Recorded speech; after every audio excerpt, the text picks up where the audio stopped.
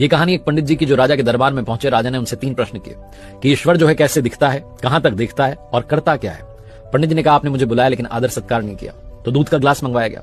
पंडित जी दूध के ग्लास में बार बार उंगली डाल करके दूध को बाहर निकाल करके देख रहे थे। राजा ने पूछा कर क्या रहे हो। पंडित जी ने कहा कि मैंने सुना है दूध में मक्खन होता है।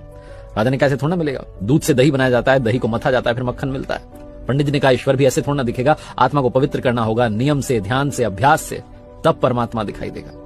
राजा बड़ा प्रसन्न हुआ जवाब से। उसने कहा दूसरे प्रश्न का जवाब दीजिए। पंडित जी ने कहा कि मोमबत्ती मंगाई। एक मोमबत्ती मंगाई गई, उसको जलाया गया। पंडित जी ने पूछा बताइए कहां तक रोशनी जा रही है। राजा ने कहा कि हर तरफ जा रही है, चारों तरफ। पंडित जी ने कहा बस यही, परमात्मा भी चारों तरफ देखता है, हमारे हर कर्म का हिसाब उसके पास है। फिर राजा ने कहा कि तीसरे प्रश्न का जवाब दीजिए, ईश्वर करता क्या है। पंडित जी ने कहा आप गुरु बनकर के पूछ रहे हैं कि शिष्य बनकर के। राजा ने कहा शिष्य बनकर के। तो पंडित जी ने कहा कि आपका गुरु तो नीचे खड़ा हुआ है। तुरंत राजा ने पंडित जी को जाकर के सिंहासन पर बैठाया और खुद नीचे जाकर खड़ा हो गया।